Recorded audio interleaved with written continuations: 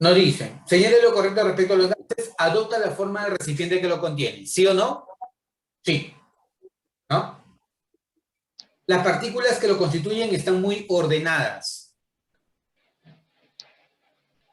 No. No. ¿Se pueden comprimir y expandir? Sí. Sí. Entonces, en este caso lo correcto sería 1 y 3. 3. Vayamos con eso. Señale verdadero o falso según corresponda. Las partículas que constituyen a un sólido están muy desordenadas. ¿Verdadero o falso? Falso. Falso. Se sentí como algo personal que me están diciendo falso. No era conmigo, no era con la... La pregunta, la pregunta. Pero ya no lo voy a tomar como algo personal. Ya, entonces las partículas que constituyen un sólido están muy desordenadas. Eso es falso. En los gases predominan las fuerzas de cohesión entre las partículas que lo constituyen. ¿Verdadero o falso? Falso. Falso, ¿no? Los sólidos y los líquidos poseen forma definida. Falso. Falso. Los sólidos sí tienen forma definida, pero los líquidos no, ¿verdad? Entonces, acá falsos, ¿no? Completar. Los tienen forma y volumen definido. Sólidos. Los sólidos, perfecto. Los sólidos tienen forma y volumen definido.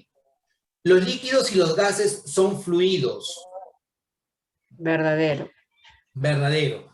Punto importante, un fluido es todo aquel cuerpo o sistema que puede desplazarse de un punto hacia otro por diferencia de presión, ¿no? Si sale el agua por un extremo de la manguera es porque la presión en el otro lado, en el otro extremo, es mayor que en este extremo. Por esa razón hay un desplazamiento de líquido, ¿ya?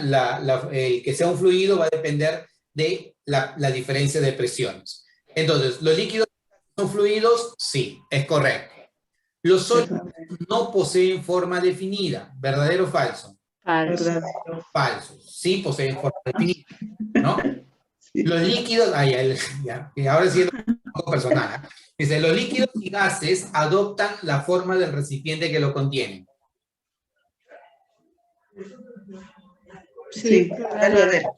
Verdadero. Entonces, verdadero, falso y verdadero, ¿ya? En algunos casos es muy específica la pregunta, ¿ya? Y bueno, siempre le recomiendo a alumnos, en el caso de ustedes, ¿no? Si es que tienen experiencia preuniversitaria, ¿ya? Que tengan cuidado con la lectura de la pregunta, ¿ya? Una de las estrategias más importantes para responder una pregunta es primero leer toda la pregunta y después empezar a marcar. Entonces, la pregunta se da cuenta en el contexto que se ha escrito esta pregunta, ¿no? Puede ser que una alternativa te diga, los líquidos, un líquido ocupa, o un líquido, claro, adopta la forma de la porción del recipiente que lo contiene. ¿Verdadero o falso? Verdadero. Verdadero. Un líquido adopta la forma de la porción del recipiente que lo contiene. Entonces, imagínense que esa alternativa haya sido la alternativa número 1. ¿Ya? Imagínense eso. Si eso hubiera sido la alternativa número 1, les pregunto, ¿qué hubiesen marcado en la alternativa 3? ¿Verdadero o falso? ¿Ama? ¿Ya? Vuelvo a repetir. ¿Ya? Vuelvo a repetir. Si es que la alternativa 1 decía, los líquidos adoptan la forma de la porción del recipiente. Ustedes me han dicho verdadero.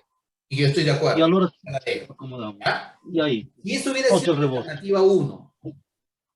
Y la alternativa 3 hubiera sido esta, que hubieran marcado en la alternativa 3. ¿Verdadero o falso? Y hasta ya un ratito de hilo. Porque no sé usted también. Se va a estar cansado. ¿Falso? ¿Falso? Claro, en ese caso hubieran marcado falso. ¿Por qué? Porque en el contexto de toda la pregunta, ¿ya? Te están dando como premisa de que el líquido solamente adopta parte de la forma de la porción del recipiente que lo contiene. Entonces, quien escribió esa pregunta ha pensado de esa manera. Y por lo tanto, si te dicen, los líquidos y los gases adoptan la forma del recipiente que lo contiene, no. Los gases sí, pero los líquidos no toda la forma del recipiente, sino la porción del recipiente que lo contiene, ¿ya? Eso es a veces cosas que aparecen o aparecieron en un momento en examen de admisión. Así que una buena estrategia es leer toda la pregunta para dar una respuesta. ¿Ya? Indique verdadero o falso según corresponda. Primero, los estados de agregación se presentan debido a la competencia de dos fuerzas, las fuerzas cohesivas y las fuerzas repulsivas. ¿Verdadero o falso? Verdadero. Verdadero. Verdadero. Cohesivas, unión, repulsiva, repulsión obviamente, ¿no? Si predomina la repulsión sobre la repulsión, estamos frente al estado sólido, ¿no? Si predomina la repulsión, estamos frente al estado gaseoso. ¿Estamos? En el estado sólido, las fuerzas repulsivas son de mayor intensidad que las fuerzas de cohesión. ¿Verdadero o falso? Falso. Falso, ¿no? Los estados de agregación son infinitos. Falso. Falso. Los estados de agregación no son infinitos. Es Los estados de la materia sí pueden ser infinitos, ¿cierto? ¿Por qué? ¿Alguien me dice por qué los estados de la materia sí pueden ser infinitos? Lo comentamos.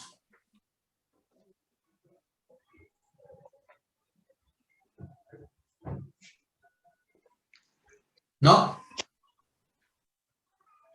Los estados de la materia pueden ser infinitos porque termodinámicamente hablar de un estado de la materia es hablar de un punto en donde define presión, temperatura y alguna variable termodinámica como de repente entalpía, entropía o alguna otra variable.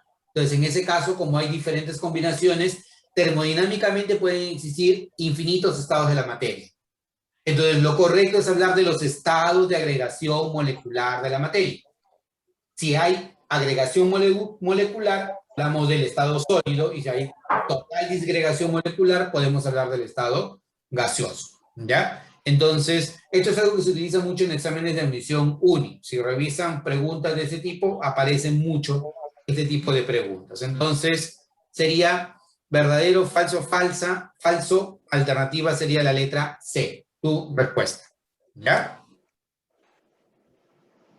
Las partículas que constituyen un sólido están muy desordenadas. ¿Verdadero o falso? Falso. Falso, muy bien. En los gases predominan las fuerzas de cohesión entre las partículas que lo constituyen. Falso. falso. Falso, ¿no? En los gases predominan las fuerzas repulsivas. Los sólidos y los líquidos poseen forma definida. Falso. Falso. Falso. Los sólidos sí, los líquidos no. Entonces, todos son falsos, ¿verdad? Listo. Letra E, tu respuesta.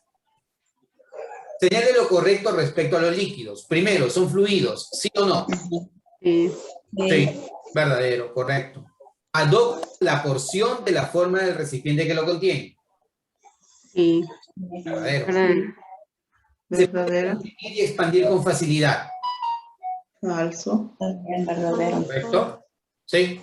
No se pueden comprimir y expandir con facilidad porque las partículas están muy cerca una de otras, por lo tanto, hay muy poco espacio como para la compresión o la expansión. Entonces sería verdadero, verdadero, falso. Lo correcto sería 1 y 2, alternativa, la letra E. Tu respuesta. Bueno, esto se lo voy a dejar o para que lo revisen, ¿ya?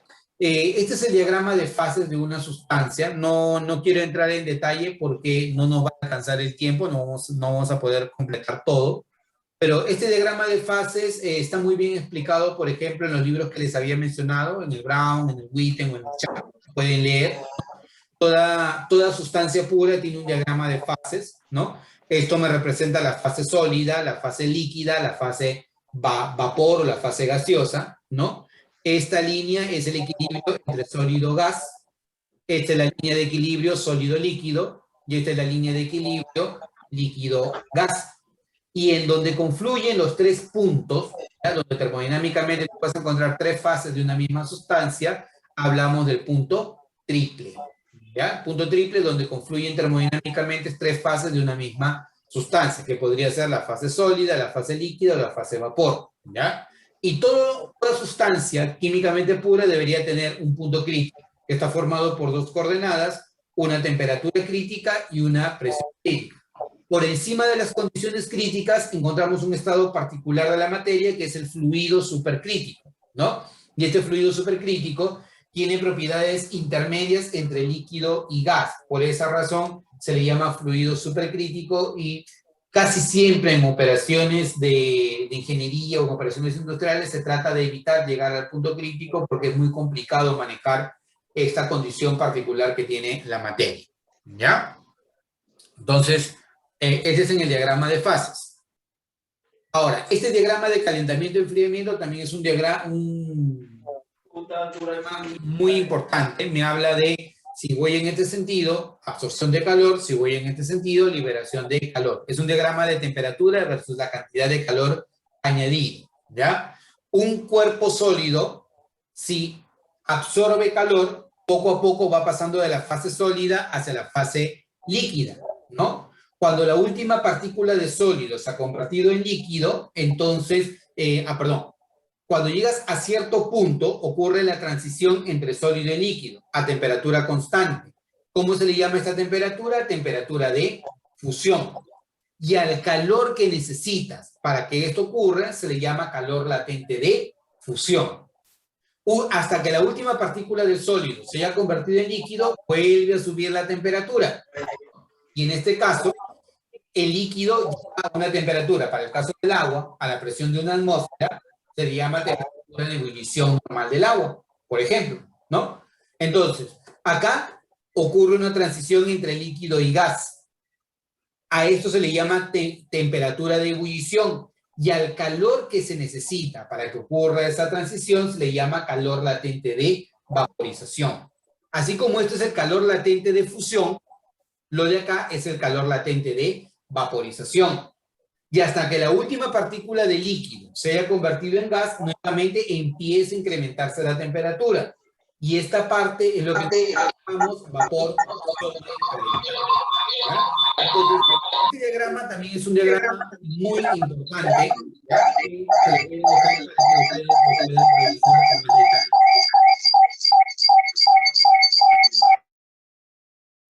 A alguien se le estaba acoplando el audio. Bastante feo. Ya. Entonces, esto de acá lo revisan con calma. Ya es un diagrama el diagrama de calentamiento y enfriamiento y el diagrama de fases. Cambio de fase. Ya se lo dice. ¿Perdón? Profesora Sonia, apague su micrófono. Sí, también ya anterior dice. Está guardado.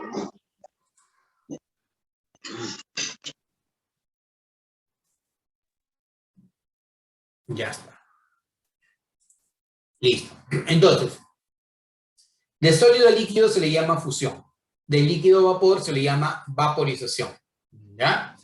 De vapor a líquido se le llama condensación y de líquido a sólido se le llama solidificación. ¿Ya? Esos son los cambios de fase. Si pasas directamente de fase sólida a fase vapor, como por ejemplo la naftalina, el alcanfor, el hielo seco, hablamos de sublimación directa o simplemente sublimación. Y si vamos de vapor hacia sólido, se le llama sublimación inversa, deposición o compensación, ¿no? Esto, por ejemplo, se ve en la formación de la escarcha, se ve, por ejemplo, en la formación de la nieve, se ve en la sublimación inversa que tiene el yodo para pasar de su forma violeta a la forma sólida que tiene un color medio negruzco. ¿Ya? Estos son los cambios de fase. Hasta acá. ¿Preguntas, consultas, comentarios?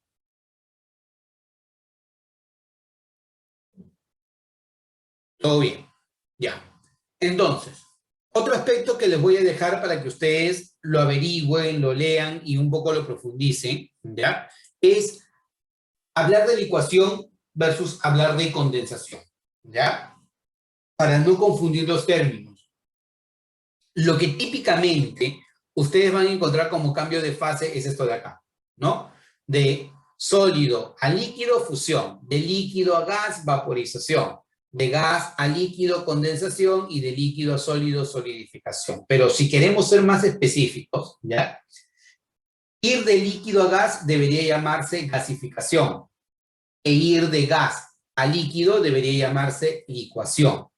Un vapor viene a ser una fase gaseosa que se encuentra muy cerca de la línea de equilibrio. Y como se encuentra cerca de la línea de equilibrio, es fácil que la fase vapor regrese a la fase líquida. Por ejemplo, si yo tengo esta tetera por donde está saliendo vapor de agua, ¿ya? Aquí hay un equilibrio entre la fase líquida y la fase vapor. Me encuentro muy cerca de esta línea de equilibrio. Y yo puedo retornar fácilmente a la fase líquida. ¿Cómo? Si yo coloco en este lado una tapa fría o una superficie fría, voy a observar cómo se forman gotitas de líquido.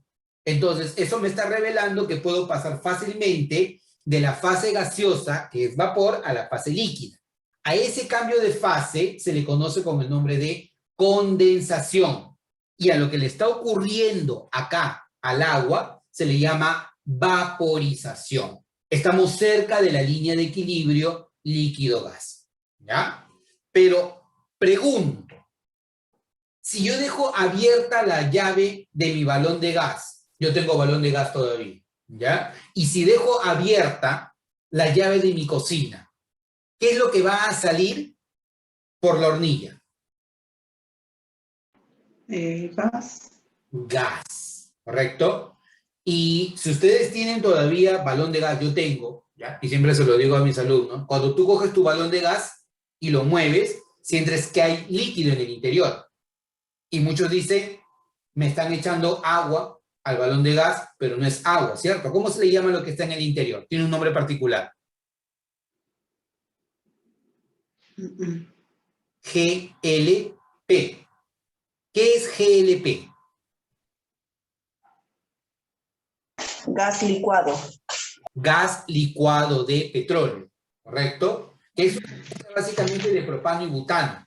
¿Qué es lo que ha ocurrido? Lo que ha ocurrido es que ese sistema, ¿ya? Ese sistema gas, propano, butano, se encontraba de repente por acá, bastante alejado de la línea de equilibrio.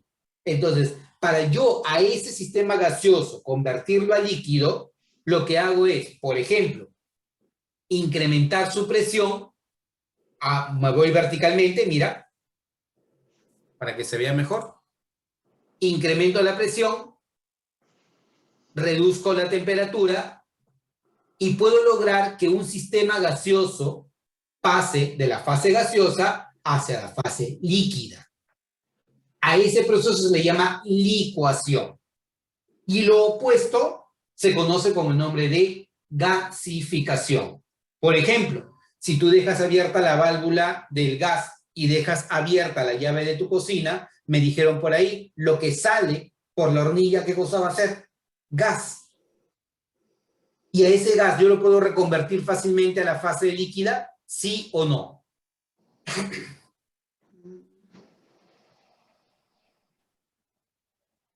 A ese gas que sale por tu hornilla, ¿yo lo puedo regresar fácilmente a la fase líquida, sí o no? No. No, no, Se libera. no Se se libera puede. también. Tendrías que incrementar la presión y reducir la temperatura. Y de esa manera lograrías, a través de la licuación, el proceso de reconversión de gas a líquido. ¿Ya? Entonces, esto es en el caso de que tú quieras profundizar un poco más y tener un poco más, más en estricto los términos. ¿Ya?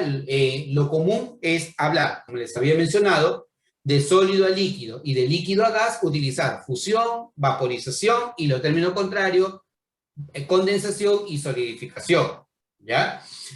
Pero si queremos ser estrictos, de líquido a gas debe llamarse gasificación y de gas a líquido debe llamarse licuación. Por eso es muy importante que puedan entender este diagrama de fases, porque cuando entienden el diagrama de fases pueden entender rápidamente cuál es la diferencia entre un gas y un vapor. Una pregunta, ¿un vapor es un gas? ¿Sí o no? Sí. Sí, un vapor es un gas. Claro, un vapor es un sistema gaseoso, ¿no? ¿Un gas es un vapor?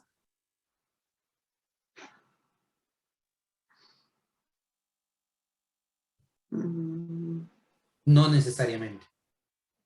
No necesariamente. Porque un sistema gaseoso cualquiera, para que sea vapor, debe encontrarse cerca de la línea de equilibrio líquido-vapor, para poder, a través de un proceso simple, pasar de la fase vapor hacia la fase líquida, ¿correcto? Lo que sale por la tetera, ¿qué cosa es? De acá. Vapor. Vapor de agua. Perfecto, es vapor de agua. Y el proceso de reconversión de este vapor a líquido, ¿cómo se llama? Condensación. Excelente, se llama condensación. ¿Ya? Entonces, le dejo esos términos para que los puedan leer y profundizar un poquito más. ¿Ya? Ahora, evaporación versus ebullición. La evaporación es un proceso superficial. ¿Ya? Todo líquido se evapora a cualquier temperatura. No importa la temperatura que haya, todo líquido se va a evaporar. Es un proceso de superficie. ¿Ya? Si el recipiente está abierto, la evaporación va a ocurrir hasta sequedad. Entonces, si yo dejo el recipiente abierto, el líquido se evapora hasta que todo el líquido desaparezca. ¿Ya? Pero si el recipiente está cerrado, se va a alcanzar un estado de equilibrio, ¿ya? Entre el proceso de evaporación y condensación. Y a este sistema en el interior se le va a llamar vapor saturado. ¿De acuerdo? La tasa de evaporación va a depender de la temperatura y del área superficial. ¿Cuándo se seca más rápido la ropa? ¿En verano o en invierno?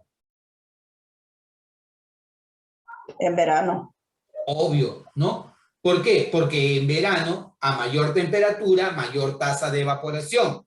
Si la ropa húmeda pierde vapor, se seca, ¿no? Entonces, a mayor temperatura, mayor tasa de evaporación, ¿correcto? También va a depender del área superficial. A mayor área superficial, mayor tasa de evaporación. ¿Dónde se enfría más rápido la sopa? ¿En un plato hondo o en un plato tendido? En un plato tendido, claro. Porque en un plato hondo el área superficial es una, pero en un plato tendido es mucho mayor. Si a mí me sirven sopa en un tazón, lo que yo voy a hacer, si quiero y estoy apurado, ¿no? Puedo ir pasando hacia un plato tendido. A mayor área, mayor evaporación. Y como la evaporación es un proceso que arrastra calor, entonces el líquido se enfría. ¿Es un proceso de tipo endotérmico o exotérmico? Exotérmico. Exotérmico. ¿Ya? ¿Todos de acuerdo con que es exotérmico?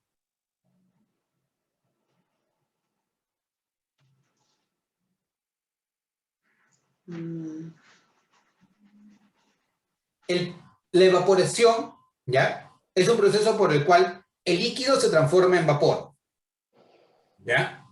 Y ese proceso es un proceso endotérmico, un proceso que necesita calor para poder ocurrir. ¿Ya? Y si quieren ustedes demostrarlo de alguna manera, tienen fiebre. Si tienen fiebre, se ponen acá un pañito, ¿cierto? ¿Un paño con qué típicamente? Con alcohol. Con alcohol, muy bien, con alcohol. O lo pueden, además de alcohol, existe la timolina también, ¿cierto? ¿Sí?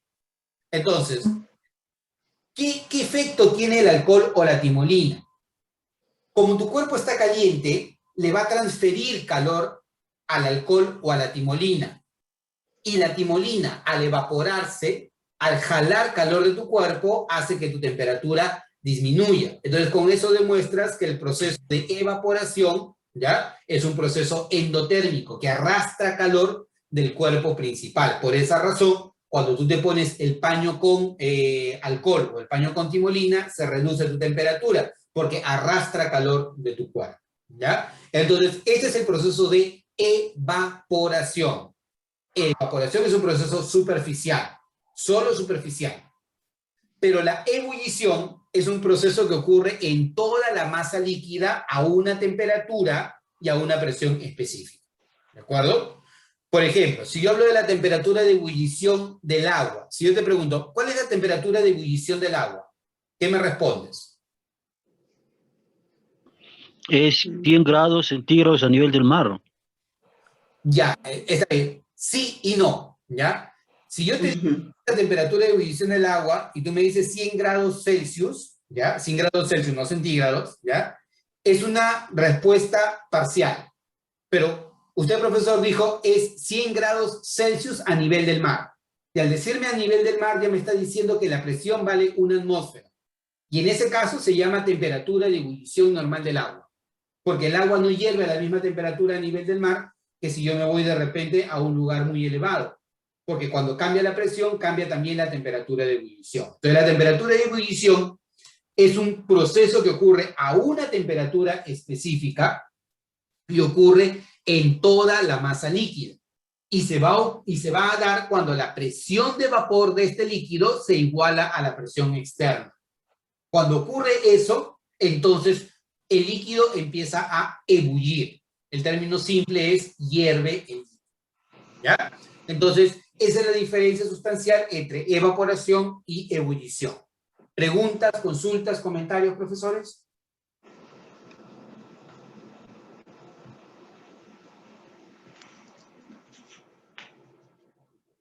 Nada, todo bien. Continuemos. Bueno, eso es lo que les había comentado acerca de la sublimación directa. Los vapores de yodo son vapores de color violeta. Y si ustedes colocan un trozo de hielo, ¿no? Ocurre la sublimación inversa, deposición o compensación, ¿no? Pregunta. Los gases adoptan la forma del recipiente que lo contiene. ¿Verdadero o falso? Verdadero. Verdadero. ¿Las partículas que lo constituyen están muy ordenadas? Y falso. Falso. ¿Se pueden comprimir y expandir? Verdadero. Verdadero. ¿Marcarían acá?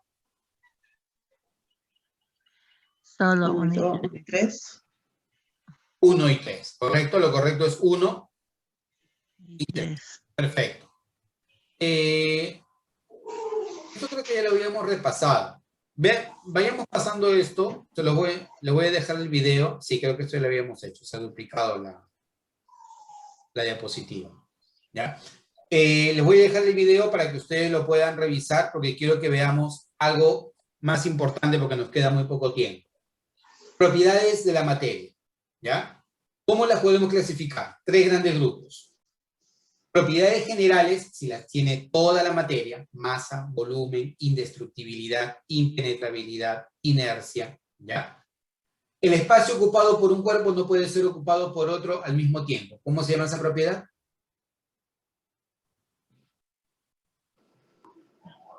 Impenetrabilidad. Impenetrabilidad. La materia no se crea ni se destruye, solo se transforma. Indestructibilidad. Indestructibilidad. Todo cuerpo ocupa un lugar en el espacio. Masa. Masa. Todo cuerpo ocupa un lugar en el espacio. Extensión. Extensión, claro, ¿ya? Todo cuerpo mantiene su estado de reposo o su estado de movimiento a menos que exista algo que lo perturbe. Inercia. Inercia, perfecto, listo.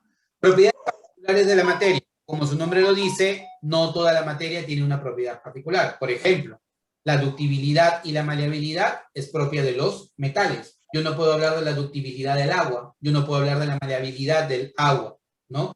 De la dureza, hablo de los sólidos, yo no puedo hablar de la dureza de un líquido, yo no puedo hablar de la dureza de un gas. La dureza está asociada a los cuerpos sólidos. ¿Cuál es el cuerpo natural más duro? Diamante. El diamante, perfecto. Diamante. El más blando, Talco. el talco, excelente. Eso es en la escala de Mohs, ¿cierto? Ujú. Muy bien. Entonces, propiedades particulares. Propiedades físicas, ¿ya? Son aquellas que se pueden medir sin que la materia cambie, ¿ya? Y una propiedad química es aquella que yo puedo medir únicamente si la materia cambia. Por ejemplo, si yo quiero medir la densidad, ¿qué parámetros necesito?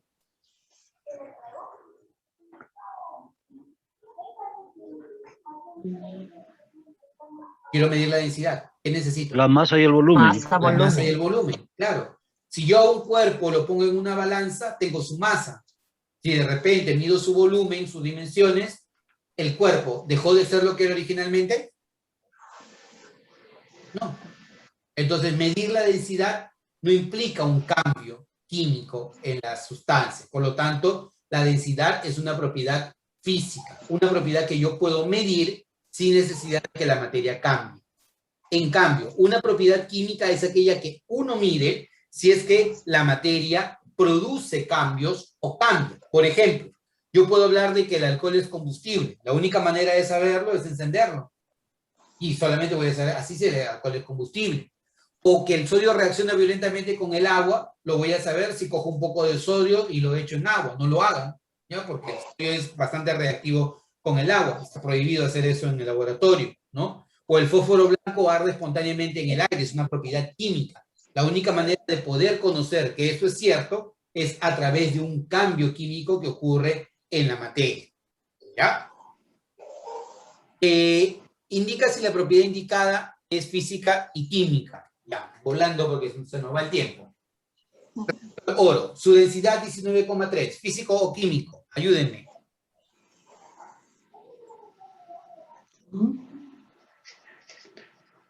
La densidad del oro. ¿Qué tipo de propiedad? ¿Física o química? Física. Física. No se oxida con facilidad. Verdadero. Química. Química. Química. Posee una alta conductividad eléctrica. Física o química. Química. Conductividad eléctrica. Física. Física. ¿Sí? La conductividad eléctrica, para medirla no necesito que el oro cambie, ¿no? Entonces, propiedad física. Entonces, físico, químico, físico. Respecto al mercurio, igual, si la propiedad es física o química, es un líquido a condiciones ambientales, físico o químico. Física. Físico. Claro, su estado físico, propiamente, es una propiedad física. Se dilata con mucha facilidad, físico o químico. Físico. Físico. ¿Sí? Se dilata, no dejó de ser mercurio. Cuando se combina con el oxígeno forma un sólido de color negro, físico o químico. Químico. Químico, ¿correcto? Entonces físico, físico, químico. Para el carbonato de calcio, ¿ya? El mármol, es un sólido blanco, físico o químico. Físico. Físico. Es duro y frágil, físico o químico. Y químico. Físico. Físico, perfecto. Al calentarlo enérgicamente, se descompone para formar óxido de calcio y dióxido de carbono. ¿Físico o químico? Químico. Químico, obvio, ¿no? Físico, físico, químico. Entonces, así como uno va a definir las propiedades. Ojo, muy importante, no se vaya a confundir propiedades con cambios. En un momento veremos lo que es un cambio para diferenciarlo de una propiedad. ¿Cuántas son químicas? Punto de ebullición, físico o químico. Físico. Físico, perfecto. Densidad, Físico. combustibilidad, Químico. químico. Inoxidabilidad, Químico. químico. Dureza,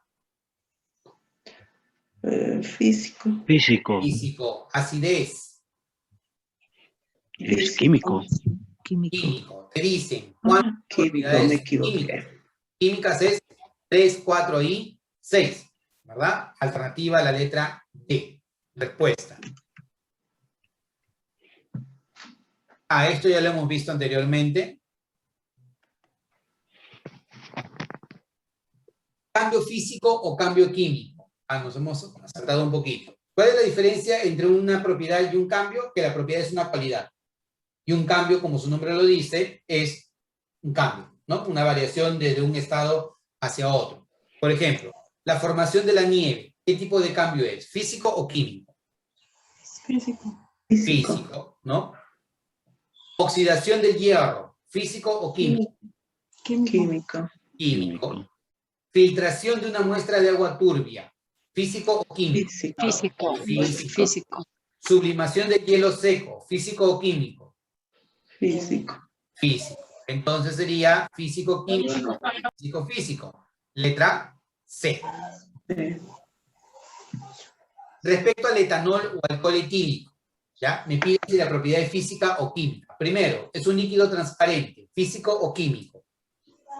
Físico. Físico. El color, ¿no? Físico. Es combustible, físico o químico. Físico. Químico. Químico. Claro, la única manera de saber si es combustible Químico. es tratando de quemarlo, y si lo quemo deja de ser alcohólico. Es químico. ¿No?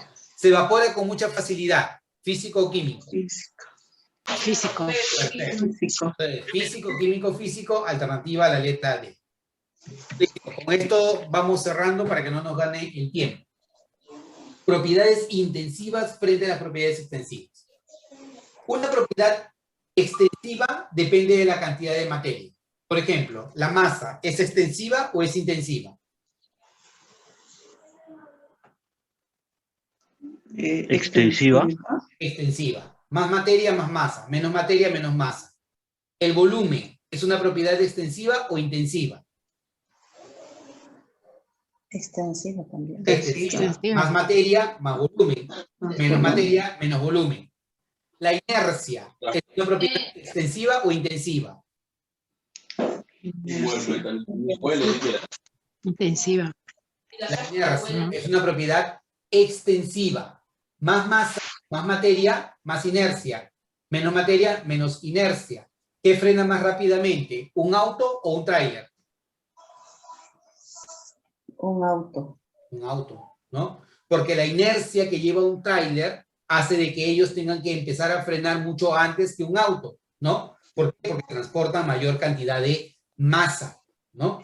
Más masa o más materia, más inercia. Menos masa, menos materia, menos inercia. La inercia es una propiedad extensiva. Y las propiedades intensivas no dependen de la cantidad de materia. Ejemplo, 1 litro de agua, ¿a qué temperatura hierve?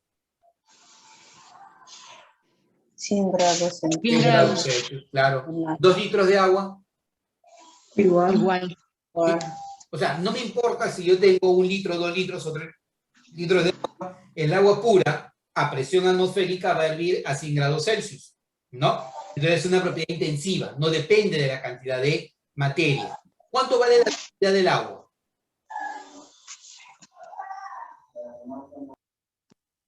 ¿Cómo? Densidad del agua. ¿Cuánto vale la densidad? 1. 1 gramo por mililitro. Un gramo por minuto. ¿Cuánta agua tengo? No importa. ¿Cómo lo agregan a mi intensidad?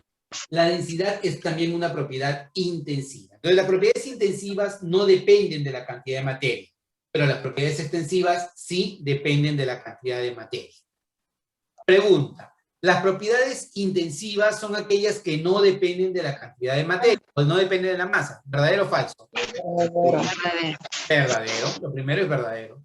La inercia, el volumen, el color son ejemplos de propiedades extensivas. ¿Verdadero o falso? Verdadero. La inercia sí. El volumen sí. Pero el color, Pero el color no. el color es una propiedad intensiva. No depende de la cantidad de materia. Si se mantiene la temperatura y el volumen constante, se puede decir que la presión de un gas es una propiedad extensiva. Hago ratón.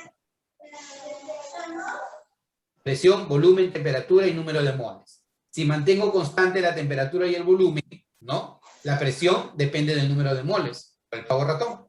Más moles, más presión. Menos moles, menos presión. ¿Propiedad extensiva o intensiva? Extensiva. Extensiva. Perfecto. Entonces, alternativa para este caso sería la letra E. Listo, profesores. Nos quedan menos de 1 minuto. Espero que haya sido gratificante. Para mí sí, por lo menos, pasar este tiempo con ustedes. Espero que ustedes también lo hayan disfrutado. Le voy a pedir al profesor Robert Lesco sus correos para poder pasarles el video y lo puedan repasar las veces que ustedes quieran.